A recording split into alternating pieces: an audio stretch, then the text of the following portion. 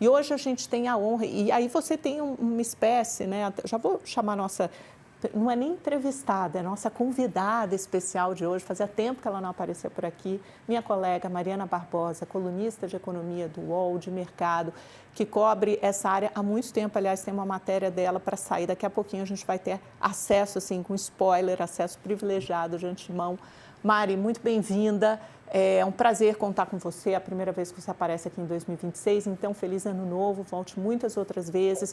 Mariana, quero começar explorando com você esse papel do ministro Dias Toffoli, que vem se avocando não só o papel de juiz, porque isso saiu lá da primeira instância, subiu direto para a Suprema Corte ainda em dezembro, todo esse caso do Master, mas, além disso, ele é um juiz investigador. É como se ele tolhesse o papel do Ministério Público, da Procuradoria-Geral da República e da Polícia Federal e avocasse para si também esse papel de investigação. E ontem ficou muito claro, clara essa briga, essa disputa por competência. Qual era o papel, a competência da Polícia Federal, qual seria o papel e a competência do ministro Dias Toffoli. Não é a primeira vez que isso acontece. Quando ele determinou a cariação do Vorcaro, o ex-presidente do BRB e do diretor de fiscalização do Banco Central, o Ailton Aquino Santos, houve essa confusão, porque ele pediu essa cariação de ofício, contra a orientação da PGR e sem o pedido da Polícia Federal. De novo, isso apareceu ontem. Se a gente quiser expandir ainda, tem uma briga institucional entre Tribunal de Contas da União e Banco Central. Quem dá a última palavra sobre liquidação? Então, acho que a gente está vendo aí, nesse caso, várias placas tectônicas se mexendo em uma briga grande, institucional e uma briga de poder e por espaço. Quem terá qual competência e quem dará a última palavra. Então, quero passar para você, quero entender como você vê esse caso, como você vê o papel do ministro Dias Toffoli. Bom dia, Amanda. Feliz ano novo. Um prazer estar aqui com você e com a sua audiência. Então, ontem a gente viu claramente uma guerra de narrativas entre o ministro Supremo Dias Toffoli e a Polícia Federal, né? Acho que o Toffoli está sendo muito criticado por ter feito esse sigilo, avocado para si toda a investigação, como se ele estivesse ocultando, protegendo, ou seja, o seu colega Alexandre de Moraes, que teve revelação do contrato com a esposa dele com o Master, um contrato milionário. Enfim, então o Toffoli começou a ser acusado de estar protegendo o esquema do Master, que cada dia que passa vai se mostrando maior e tão escandaloso que a gente vê que passou por todos os órgãos reguladores, políticos, quer dizer, faz 5, 6 anos que esse banco está fazendo essas falcatruas todas e ninguém viu. Então, ficou uma imagem de que o Toffoli estaria protegendo essas falcatruas, todas essas fraudes. Então, ele saiu tentando dizer que ele está, né, querendo ser proativo, mostrar que ele não estava escondendo nada, mas aí a polícia, que a polícia que estava devagar, aí a polícia foi mostrando que esses mandados que foram pedidos ontem tinham sido pedidos lá atrás. Então, assim, eu acho que há suspeitas de que teria dado tempo para essas pessoas esconderem provas, apagarem contatos de políticos. Mariana, deixa eu te interromper um minutinho. Acabou de chegar uma notícia urgente. Eu já mandei por WhatsApp para o nosso produtor, Gustavo Alípolo. Vou repercutir agora com a Mariana. O Banco Central acaba de anunciar a liquidação da REAG Investimentos. Essa gestora de fundos independente, a maior do mercado, sem associação, sem vínculo com bancos, né, com grandes bancos. Ela foi tanto alvo da Carbono Oculto, aquela operação lá do PCC, e alvo ontem da fase 2 da Compliance Zero. Pode botar no ar agora, Mariana. Deixa eu te mandar também. Gustavo, manda para a Mariana, por favor, por WhatsApp. Eu tive acesso agora, nesse momento, à decisão do Banco Central. Então, já vamos botar no ar. Opa, espera aí que eu vou ler, já fugiu aqui, acabaram de me mandar, está aqui.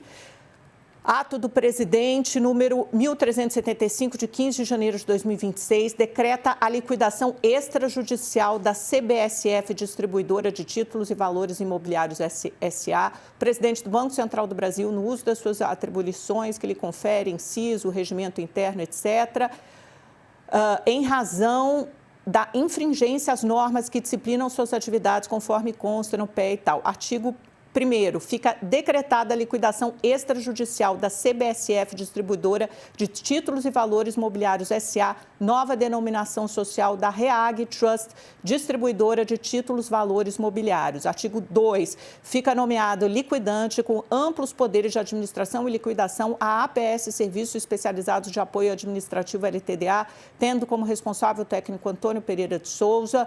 Fica indicado como termo da liquidação extrajudicial o dia 17 de novembro de 2025. Está aí, informação curta. Eu já quero repercutir com você, Mariana, porque eu sei que você vem estudando, se debruçando sobre todos esses assuntos. Banco Central aqui se mantendo muito firme no seu propósito. Anunciou agora a liquidação da REAG. Depois da liquidação extrajudicial em novembro do ano passado do Master, acaba de anunciar a liquidação da REAG. Pois é, Amanda, a REAG era uma empresa de capital aberto, né? Negociava ação em bolsa e quando teve pouco depois da Carbono Oculto, teve uma mudança de nome aí, né, para tentar salvar a parte boa dos negócios e afastaram o sócio principal. Então, assim, foi uma notícia muito bem-vinda, porque a REAG está no meio de todos esses escândalos. Todos os fundos fraudulentos foram abertos na REAG. Então, assim, o Vorcaro movimentou mais de bilhões, né? Pelo menos 10 bilhões em fundos fraudulentos com a REAG, em que ele fazia esse esquema seja simulando empréstimos com empresas, ou botando para dentro como patrimônio fundos completamente sem valor nenhum, né, como os fundos do BESC, acho que foi mais de 10 bilhões só de ampliação de patrimônio com esses fundos desse título, que não vale absolutamente nada, né, não tem nem disputa judicial. Então, assim, eu acho que vem em boa hora essa decretação da REAG e ela vai mostrando também a ligação do Master com o crime organizado, né? Porque a REAG estava na operação da Polícia Federal que pegou a ligação do PCC com a Faria Lima. Então, essa ligação está cada vez mais clara com o Master, então é natural que venha essa liquidação, quer dizer, tinha que vir mesmo, porque essa gestora só tem papéis fraudulentos, né? E com essa liquidação vai se poder ter acesso também, eu imagino, aos sócios desses fundos, porque esses fundos criados na REAG, eles eram feitos para ocultar patrimônio, porque eles não têm obrigação regulatória de dizer quem eram os donos. E aí era sempre um fundo, era dono de outro fundo, que era dono de outro fundo, mas os verdadeiros sócios do fundo que está mais em cima, a gente nunca sabia quem era. Então, acho que com o Banco Central entrando dentro da REAG, essa informação também vai ficar pública. Isso, porque ontem a gente viu o dono, fundador da REAG, na verdade, né, Mariana, que já tinha se afastado do controle desde a Operação Carbono Oculto, no finalzinho do ano passado, é o João Carlos Mansur. É um personagem também muito conhecido nesse âmbito de negócio. Aliás, todos eles têm características parecidas. O João Carlos Mansur, o Daniel Vorcaro e o Nelson Tanuri, que foi outro personagem alvo da operação de ontem. São todas pessoas que têm essa personalidade muito agressiva, muito arrojada, reconhecida no mercado financeiro, na Faria Lima, pela rápida expansão de seus negócios. Era um crescimento a taxas exponenciais. É claro que não quer dizer imediatamente que todo mundo que faça isso pratica fraude. Tem perfis que são simplesmente mais, né, que tomam risco mesmo, que são agressivos e que são muito bem-sucedidos.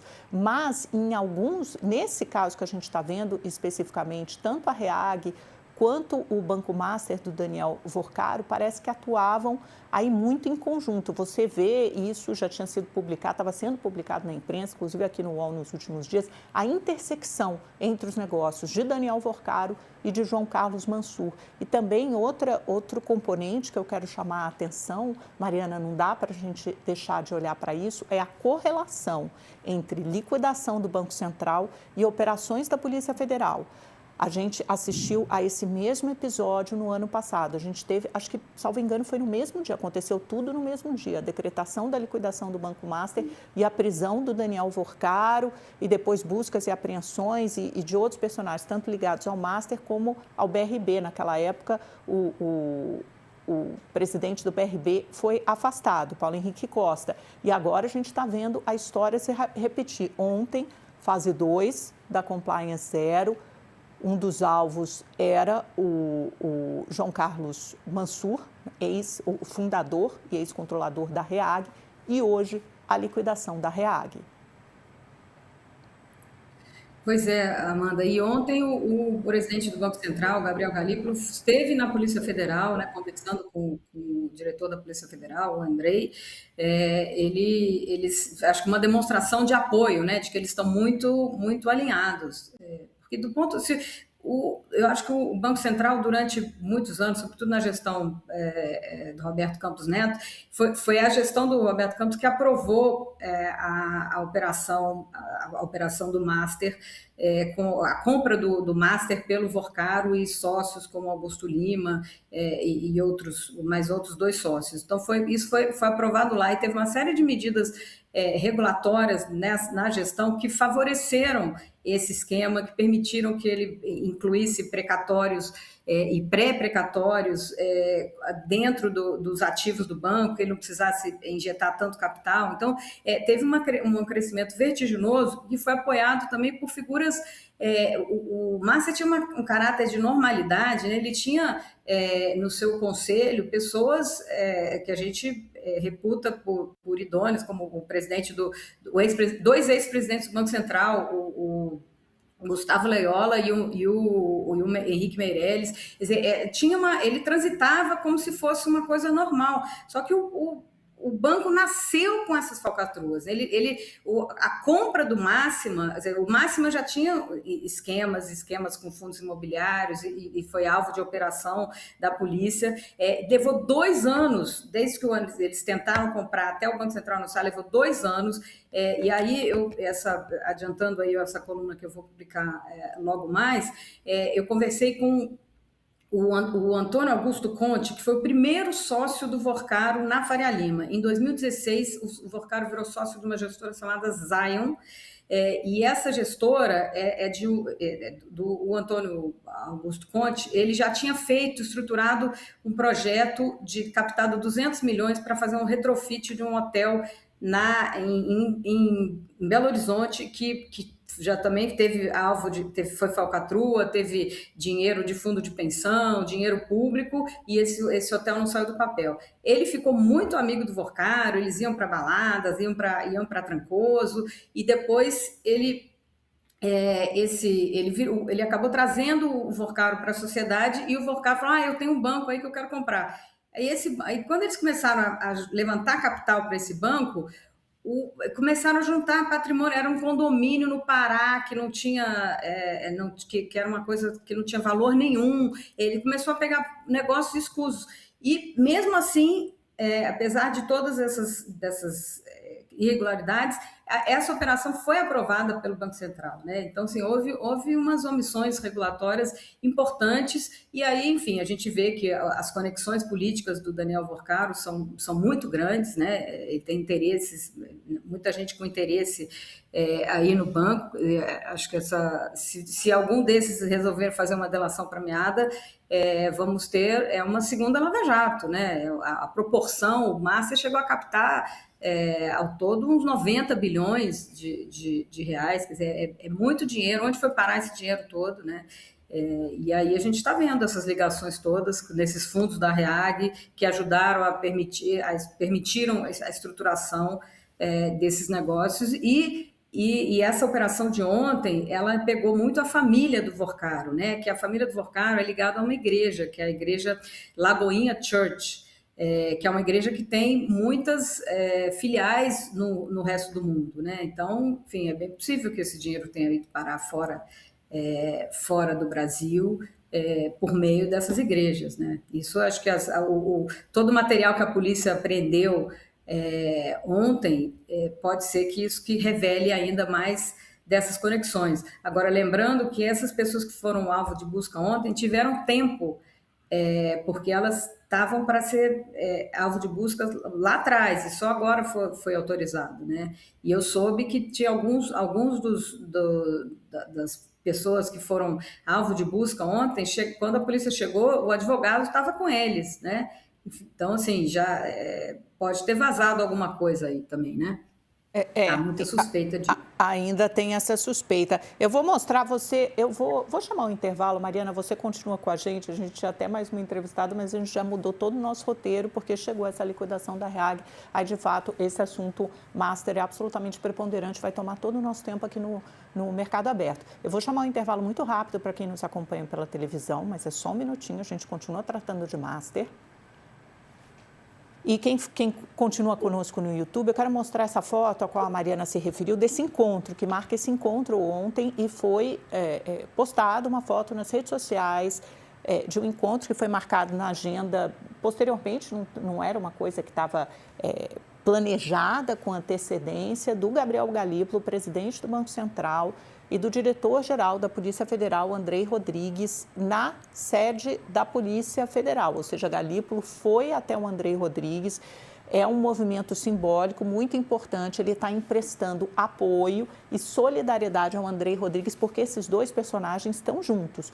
Quando eu falei no início do programa aqui do Mercado Aberto, dessa disputa de prerrogativas institucionais entre poderes, esses dois personagens, Polícia Federal e Banco Central, estão jogando juntos. Tanto é que tem essa correlação grande, né, marcada no mesmo dia a liquidação de um banco e uma operação da Polícia Federal, porque isso tudo está ligado à fraude. Então, não é só investigação de gestão temerária, esse investidor se descuidou aqui, não. É mais grave ainda. A gente está falando de fraude e a gente está falando potencialmente, se recapitularmos, retomarmos a carbono oculto, da qual alguns fundos da REAG, a própria REAG também foram alvo, tanto que João Carlos Mansur, o fundador da REAG, se afastou na época. Estamos falando também de crime organizado. E depois tem uma mensagem, né, Gustavo? Eles publicaram também, acho que uma mensagem, a gente já vai subir, só um minutinho, o que os dois publicaram antes numa nota, enfim, daqui a pouco a gente retoma essa mensagem. Mas voltando para a Mariana, eu acho que é importante, você começou a falar dessas conexões políticas, a gente sabe que o Master tem muitas delas, né, em Brasília, são personagens importantes, e se a gente puder ver, tanto por quem está nessa linha de frente de embate, TCU e Supremo Tribunal Federal, as figuras que são ligadas, tem personagens aí entre os peixes mais graúdos do Centrão e também do STF. Isso é uma bomba relógio, né? Quer dizer, todo mundo em Brasília, as figuras mais importantes tinham conexões com Daniel Forcaro.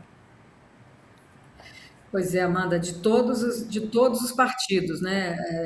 Até estou fazendo um levantamento dos interesses de pessoas, figuras públicas que de alguma forma beneficiaram o Master, né? Então, desde projetos de lei, teve a tentativa de uma mudança no projeto que deu autonomia para o Banco Central para permitir que o Congresso demita os diretores do Banco Central, teve o senador Ciro Nogueira fez um projeto para aumentar o valor de garantia do fundo do FGC. A gente voltou aqui do intervalo, então só para a gente estar falando ainda sobre Master, o pessoal que está nos acompanhando pela televisão, a Mariana está falando aqui das conexões políticas, né? Ela está para fazer um levantamento dos interesses no Master, que unem o mundo político e o Banco Master. Então, teve várias medidas que foram feitas ou tentaram fazer para beneficiar o Master, né? A outra que eu estava falando era a questão do FGC, o Fundo Garantidor dos Créditos, que garante aí, né? Tem 41 bilhões de reais de investidores que estão aguardando o FGC liberar esse dinheiro. Hoje, quem investiu até 250 mil nos papéis do Master tem o dinheiro garantido. Agora, houve dois projetos, um do PL e outro do Ciro Nogueira, tentando aumentar de 250 para 1 milhão. Então, imagina, você ia permitir que o Vocaro captasse muito mais rápido, e sendo que esse dinheiro ia ser garantido por todos os outros bancos. E aí, inclusive, Banco do Brasil, Caixa Econômica, que toda vez que a gente investe alguma coisa, vai uns centavozinho para esse fundo. Então, o FGC é um dinheiro de todos. E agora vai ter que bancar esses 41 bi que o Vorcaro desviou para algum lugar, né? Que a polícia aí tá tentando entender. Então o Vorcaro com muito dinheiro, ele se blindou ali com uma série de personagens da República de todos os partidos, né? Teve um momento que, quer dizer, inclusive, e isso vai do governo à oposição, é de todos, inclusive do PT, sobretudo do PT na Bahia, que de um dos sócios do Vorcaro, desde o início, quando ele comprou o banco, né, quando o Banco Central autorizou a compra, um dos sócios do Vorcaro era Augusto Lima, que foi beneficiado por um edital, uma licitação lá na Bahia, um leilão de privatização lá na Bahia, e ele trouxe esse contrato do Credit Sexta para dentro do Master. Então, assim, tem todos os...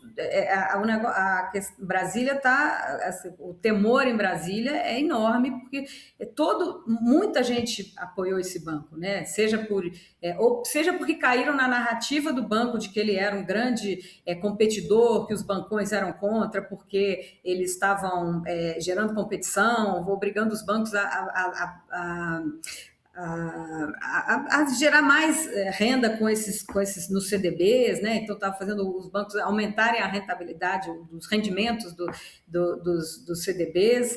Então sentia uma narrativa que era muito de competição, né? Ele tinha uma imagem de que teve um momento, né, que ele tinha uma imagem de que que ele era bom para o mercado, que ele estava trazendo competição e que os bancões não gostam de competição. Então, tinha essa narrativa que muita gente comprou, seja por ingenuidade ou porque recebeu algum benefício para fazer esse apoio, emprestar a sua imagem, né? Então foi um banco que circulou em Brasília como se fosse uma coisa normal, só que desde o início ele já nasceu com coisas erradas, fazendo falcatruas com fundos, enfim, ele nunca nasceu para ser uma competição para o mercado financeiro, ele já nasceu fazendo coisa errada.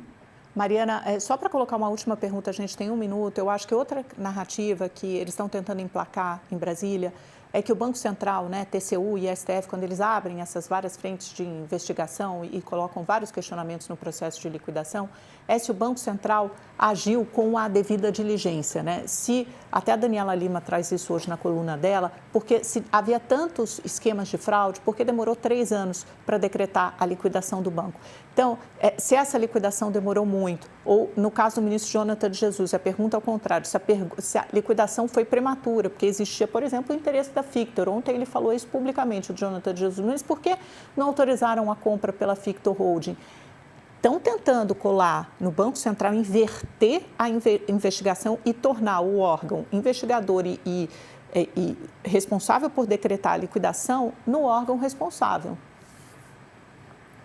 Pois é, Amanda, é incrível que esse ministro do TCU, o Jonathan de Jesus, ele quando foi questionado olha o Banco Central para ver se eles não estão demorando para decretar uma liquidação do Master, ele usou essa provocação dos técnicos do órgão e de outros deputados para fazer o raciocínio contrário, né? Para dizer que o Banco Central foi muito rápido porque tinha essa outra operação da Fictor. E essa operação da Fictor se mostrou igualmente fraudulenta. Assim, a Fictor também usava fundos do BESC para aumentar seu patrimônio. Então, assim, não tinha... É uma narrativa de que tinha uma solução de mercado, mas que a solução de mercado não existe. Acho que o Banco Central talvez tenha demorado um pouco para tomar essa decisão de liquidação. Agora, o Banco Central ele sofreu muita pressão, né? Desde do anúncio do BRB, era pressão para todo lado. Eu acho que o tempo, às vezes o nosso tempo é muito diferente do tempo de Brasília, né? Você tem o Banco Central precisa ter todas as provas, tem que estar muito bem calçado para poder decretar a liquidação de um banco. Ele não pode simplesmente decretar de uma hora para outra. Ele tem, então, assim, eu acho que o Galípolo com o André Rodrigues da Polícia Federal, eles estão fazendo uma parceria para que um respalda o outro, né? Porque como tem fraude comprovada, porque não é o poder do Banco Central investigar o Banco Central não é polícia, né? Então, mas com o apoio da Polícia Federal, você chancela que tem fraudes, né? Então, isso fortalece o trabalho do Banco Central e vice-versa.